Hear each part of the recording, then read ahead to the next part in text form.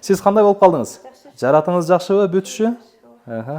Азыр температура чыккан жок, түнү менен жакшы жаттыңыз, 28 жаштагы Нимат Металипов Чоңалай райондук ооруканасында анестезиолог, реаниматолог болуп эмгектенет. Жаш дарыгердин маянасы 70 000 сомго жеткен.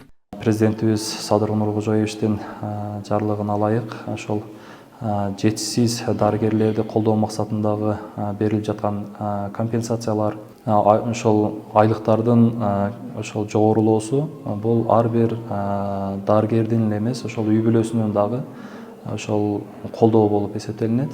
Өзгөчө алыскы жана тоолуу райондордо дарыгерлер жетишсиздиги ар дайым көйгөй болуп келген. Аларга болгон төлөм жогорулагандан кийин бул маселе чечилди. Чоңалай районундагы дарыгерлер бүгүнкү күндө 60 000ден 120 000 сомго чейин айлык акы алышат. Мурун мен өзүмдү айтып кеткен болсом, мурда мен 30 000 айлык алган болсом, азыр мен 50 000 айлык аламын.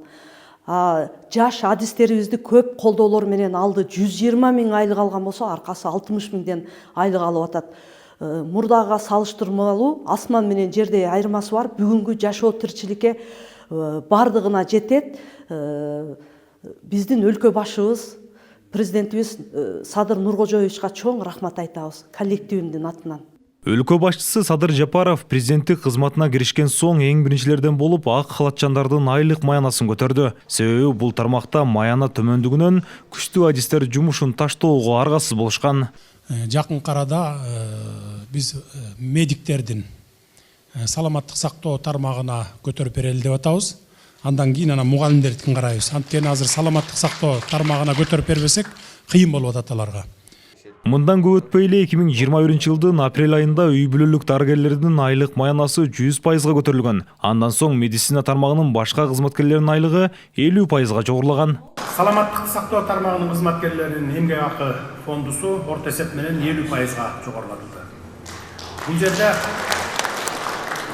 айлык акылар категориялар үчүн төлөмчү төлөмдөрдү алып салуунун эсебинен жогорулатылат деген кептердин баары чындыкка коошпостугун дароо эле айтып кетейин.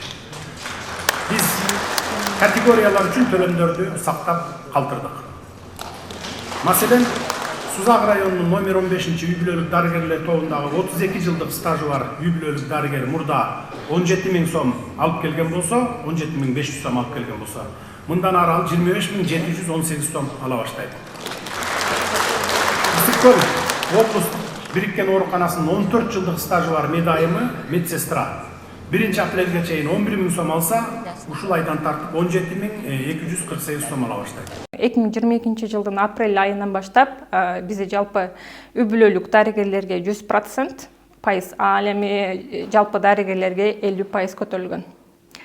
Ал эми 2024 жылдын сентябрь айынан болсо, дагы дарыгерлердин жалпысына 50%дан айлык маяны көтөрүлгөн. Бул дегени мурда 2022 жылдары оклад бул бир ставкада 8844 сом алынса, азыркы учурда бир ставкадагы оклад 16446 сомго чейин көтөрүлгөн. Бул жалпы дарыгерлердики.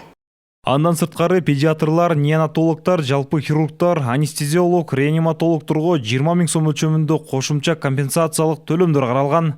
Дарыгерлердин айлыгы 50%га, орто медициналык кызматкерлердин айлыгы 20%га, кенже тейлөөчү жана тез жардам кызматынын айдоочуларынын айлыгы 10%га көтөрүлдү. Мурда алыс аймактарда иштеген жалпы хирургтар 20 136 сом айлык алса, айлыгы көтөрүлгөндөн кийин 50 205 сом алып жатышат. Анестезиолог жана реаниматологдор мурда 35 481 сом алган болсо, учурда айлык акысына кошулуп, кошумча 20 000 сом компенсация алгандан соң 73 222 сом алууда. Педиатрлар 32 474 сом айлык алган болсо, 20 000 сом компенсация төлөнгөндөн кийин 68 709 сом ала башташты. Клиникалык координатордун стипендиясы мурда 1200 сом болсо, ал сумма 20 000 сомго көтөрүлдү. Мамлекет башчысы дарыгерлердин айлык акысын дагы да жогорулатууга көңүл буруларын ар дайым белгилеп келет. Врачтар чындыгында эле жетишпейт. 30 жылда ичинде эң кыйын врачтардын бардыгы чет өлкөгө чыгып кеткен. Эмгек акы аз, чынында эле азыр бүгүнкү күндө дагы аз. Көтөрүп берип атабыз, бирок дагы аз. Кудай буйрса, бюджетибиз дагы көтөрүлүп турса, дагы көтөрүп беребиз. Нурасан Бактыбеков, Бектур Калыбек уулу, Улар Кайназаров, ЛТР, Ош облусу.